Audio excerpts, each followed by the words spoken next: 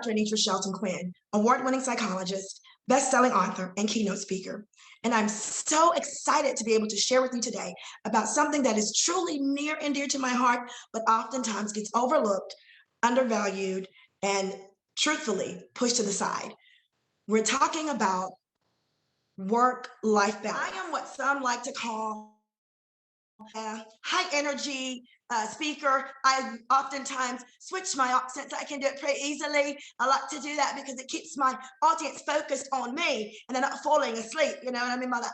So if I switch accents in the middle of the presentation, this lady is not off her rocker, I promise you, it's my presentation style. So let's get focused. What is work-life balance? Work-life balance is none other than the equilibrium between your personal life and work. And a lot of times that equilibrium gets so very blurred that we can't tell when we're working versus when we're doing family time. It all kind of gets muddled together. Now, work-life balance is a concept that was presented by Lillian Moeller Gilbreth, and what she focused on was the psychological and emotional effects of labor. This lady had like 13 children. She was like a super mom. She was amazing, and she did a lot of work in this area. So one of the things I want to say before we get into the research, while we're wearing these many hats, oftentimes we are doing our family stuff. We're working from sun up to sundown. We are being the best friend that stands in and is a shoulder to cry on. We're being the family prayer warrior, the family business, whoever's setting all the appointments, it goes oftentimes to that mom. We're also running our businesses, entrepreneurs. We are doing so very much. And while we're doing so much for so many other people, we oftentimes forget about the most important piece of that puzzle, and that's you. If you've ever ridden on a plane before, you know that when you take your seat, and I love this part, and the stewardess is giving you the instructions about what you need to do in the incident that you have to put on your gas mask, right? And when they're doing that, this part always amazes me because they always say, put the mask on you first. Why is that important? Because if you don't take care of you, my soror, my sister, friend, sis, if you don't take care of you, then how in the world are you going to be equipped? How are you going to have the energy and the resources to take care of someone else? People can only give what they have, right? So if you have become depleted because you're running, as my parents say, from pillar to post, and you're going back and forth and you're doing 20 billion things, how in the world are you going to have the faculties and the resources to be the mom, the wife, the daughter, the sister, the overachieving executive at your job? How are you going to do that? Something will indeed suffer. Let's look at research. Research says that 94% of working professionals work over 50 hours a week. Now, I know that we have the 40-hour a week is what that's what we're supposed to be working, 40 hours a week if you're on the job, based on labor laws and all this stuff. But many people, as you see, 94%, that is an astounding number, work greater than 50 hours a week. Then take a look here. More than half of that number, or that percentage, works more than 65 hours a week. That is an inordinate amount of time working in a week. Hear what I'm saying? If you're working 50 hours, 65 hours a week, how much more time is left for you, for your mental health, for your physical health, for your family? How much time is left for your recuperation? I remember when I first started working as a psychologist, I've been in the field for over 20 years, and I'm so blessed to have had the opportunity to tread every body of water in my field, for lack of a better word. But one of the things I realized is you have to take those days for you. Not just when you're sick, not just when you have to take somebody to an appointment or have to go to an appointment. You literally have to take the time for you, because if you don't, you can put yourself in a debilitating situation. Look here. Research shows that people that overwork themselves are often impaired in their sleep, They're not sleeping well. They're having a hard time staying asleep, sleeping through the night. They're anxious in their sleep. They may even have a hard time even getting to sleep because their brain is so active. It's doing this and this and this and calculating stuff and putting numbers together and crunching numbers and thinking about timelines and deadlines that you're not getting any active sleep, guys. Depression, feeling sad and hopeless and not able to be consistent in your ability to concentrate and get things done because you are overwhelmed. Even engaging in self-defeating behaviors like drinking. Diabetes is another one. Having impaired memory. Do you know that when you become overwhelmed, hear me when I say this, when you become overwhelmed and overworked, it is difficult to get your one brain to focus because it is divided doing 50 tasks at one time. And so your brain can't focus. And what you find yourself doing is having difficulty even just being able to remember things that you know. Yeah, it can affect your executive functioning. Heart disease, that's a big one. Did you know that 55 or more hours a week, based on research, showed an increased risk of heart attack by 13%? 13%. Are you taking care of you? Are you taking care of your mental self, your physical self, your emotional self? Are you taking care of you? I want you to think about that in the backdrop of this presentation. Think about it. These research stats were presented by Harvard Business School, the ones at the top here. Let's keep going. The Centers for Disease Control reported that physical overexertion was the second leading cause of injury and illness that impacts work attendance. So that means that now you're overworking yourself, for many of us, is impeding your ability to be successful on your job in terms of your attendance. Listen, we've got to get to the point where we are acknowledging what's going on, stepping back and taking care of us.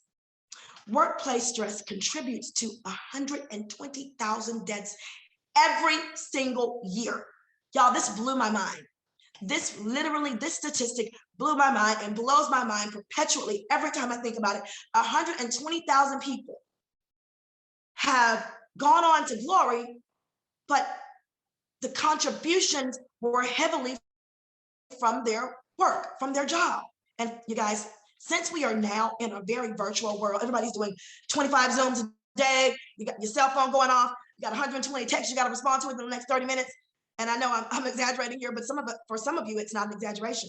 Technology has contributed substantially to what we see going on, because now what was somewhat muddled has become consistently and significantly muddled, where we don't know if we're working or if we're engaging in family time, taking our personal time. We don't know, because we're doing work during these times. We're allowing our work to spill over into everything else. Today, my sorors, my sister friend, girl, today, we are going to break free. We're going to break free today. There are keys to break free. Number one, stop and count the petals. Stop and count the petals. And for this presentation, I'm going to say stop and count the pearls, and we know it's 20 pearls right here. So I'm excited, y'all, always. Listen, you have to stop and put things in perspective. You have to prioritize what's most important. You have to prioritize by asking yourself, what are the things in my life that are causing me stress? What's making my hair come out in that little area in the back? What's giving me this headache in my left temple? What's causing me to not be able to sleep at night? I'm waking up in a cold sweat. What is doing this? What's creating the unbalance? What's creating the lack of homeostasis where I have a sense of peace in my life? How is this impacting my job? How is it impacting my health, my family, my life? These are questions that are so very important that you have to ask yourself, not weekly or monthly, but literally daily. Another key, after you've had the chance to stop and count the petals and put things in perspective and prioritize according to what's most important, what's necessary, what's not necessary, what are the criticals, what are the non-criticals? Listen, Linda. Listen, Linda. No, it's not about what. Stop overcommitting. Stop overcommitting. We have the yes ma'am, yes, man syndrome, not in the sense of, as we're talking about cultural stuff, but from a perspective of, we don't know how to say no. We don't know how to say no.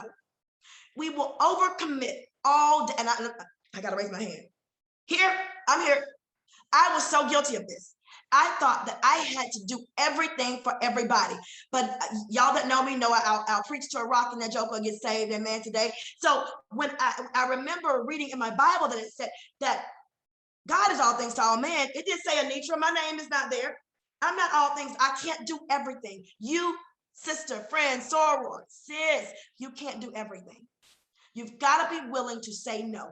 I was giving my son a bath the other day as I was putting all this in.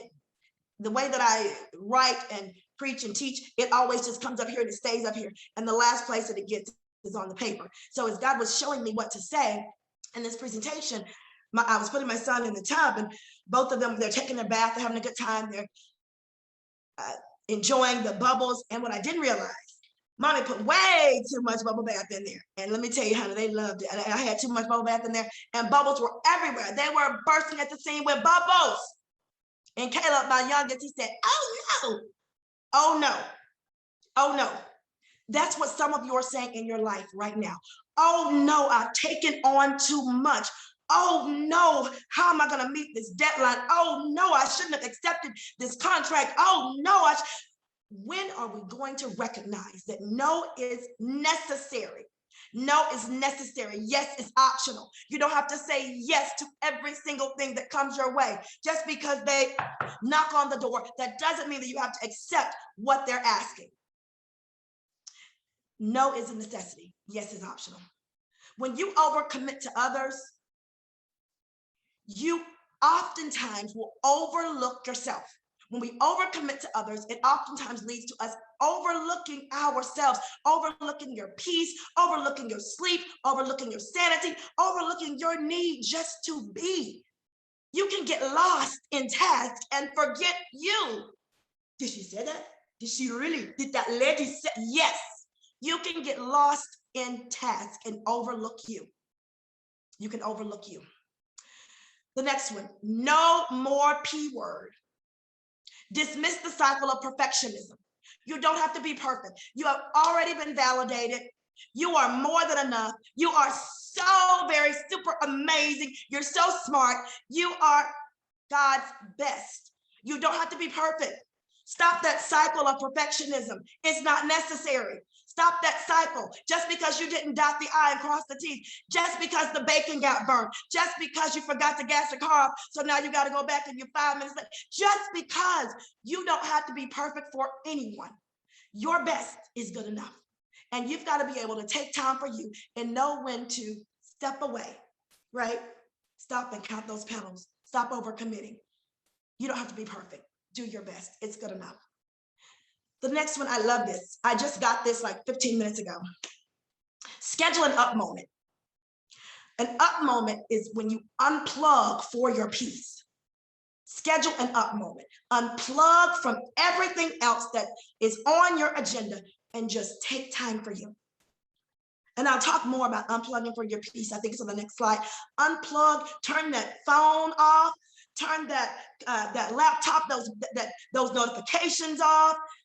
Shut the door, go into a safe place of peace and rest for you. You deserve it, sis, you deserve it. Listen, Linda, you deserve your peace. You deserve your peace. You deserve your peace. Hear me when I say that. So then how do I know when I've gotten overworked? That is a good question. How do I know when I've gotten overworked? Well, it's pretty simple, ladies. You got to be able to do a self-screener. It's that Mississippi accent.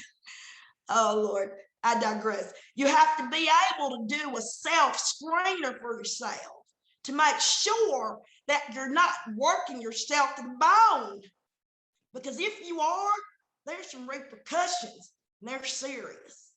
So you have to be able to do a self-screener. And honest guys, the Lord just gave me this about 5 minutes ago. That best part before I got on with Sora here, God had given me this to share with you. A self-screener called BEST. The B stands for your body. Check your body. How am I doing physically? Am I having aches and pains? Am I really tired? Am I not sleeping? What is my body doing? How is my body responding to this process of life that I am in right now? How's my body responding? The next one is the E for emotions. How is my mood? What's my emotional disposition? Am I irritable? Am I angry? Am I mad? Am I sad? What is my mood and my emotional disposition? You ever wake up and you're just mad for no reason? Leave me alone. What's wrong? I don't know. Right? When your emotions start to spill over, that's your inner man trying to tell you you are doing too many things. Like one of my sorors say, you're doing too many things, slow down. The next one is the S. Spiritually. Am I spiritually connected? Do you know that, and I have a soror that collected a body of research on this, about the spiritual connectedness and being able to meet deadlines, being able to finish your dissertation or whatever you're working on. The spiritual component is so pivotal in your life. Now, I don't know, I can't speak to what everybody subscribes to, but I subscribe to Christianity. You have to have something that is bigger than you, that is able to keep you grounded. Take your meditation time, take your prayer time. It is imperative. I cannot stress that enough, okay? The last one, I love this one. I said, oh my, I love this one. I love this one. Truth. You can't handle the truth. I beg to differ. Here's the thing. You've got to be brutally honest with you about where you are in the here and now. We've got to get to a point where we stop making excuses for what's happening and just say, you know what?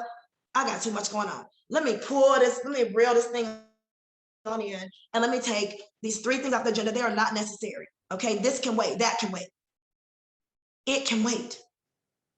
Be brutally honest with yourself. So that means sometimes getting out a notepad and writing out everything and then identifying, okay, I don't need this, but being truthful to myself, you know, I'm really feeling down. I'm really broken right now. I'm really feeling some type of way, right? I'm feeling some type of way. You've got to be honest enough with yourself. I'm not sleeping. You know, I don't want to say this. I'm a psychologist, but I'm depressed myself, right? You have to be honest with yourself. Be honest with yourself, okay? There's nothing wrong with honesty. The truth shall make you free. Now, once you've done a self-screener, embrace your new normal. Embrace your new normal. What are some up moments? What are some things you can do to unplug for peace? I go biking every single day. Every single morning, I'm on that little bike and I'm going. I'm on it. I'm getting it, right? Do yoga. Walk in the park. Light a scented candle. Get your best cup of tea. You know, we love to get that tea. And I'm not talking about the gossip tea. I'm talking about drinking some green tea or some chamomile tea, right? And just relax. Take a positive music break. Put in something inspirational that you can listen to. You can go to Pandora and put in inspirational music, and you can save your stations, right? Take a positive I can't talk. Music. I'm thinking about music and movement at the same time because I love to dance. I'm thinking about music and movement. Take a music break. You can take a movement break too, right? Paint your piece. I love to do this. Hey, get your canvas. And I'll tell you something. You can go right there to the dollar store. They have canvases. Get your canvas. Get you some little. They have the little paint, the little Crayola paints, oil paints, but not get your stuff and go and just paint. Free paint. You don't have to be perfect, because what you're doing, it expresses the abstract emotions that you're feeling right now, right? Just free paint. Free paint. Take a mini mental vacation. Take a mini mental vacation. And I have these things here listed again, just talking about when you're assessing yourself, when you're taking that mental vacation, you can ask yourself about how I'm feeling, you know, be honest. You can reevaluate things, because a mini mental vacation actually gives you a chance to meditate, experience peace, and then afterwards you can identify what's been going on. Now let's take a mini mental vacation. And I hope this link works. Sorors, I want you, wherever you are, Hopefully you're in a quiet place. Go to a quiet place. I need you to close your eyes. I need you to breathe in slowly through your nose and out through your mouth. You deserve your peace. You deserve your joy. You deserve this moment. When you're ready, you can open your eyes.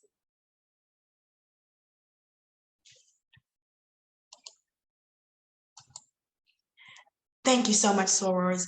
I'm Dr. Anitra Shelton Quinn. If you have any questions or comments, please feel free to reach out to me directly at drshelton_Quinn at iCloud.com.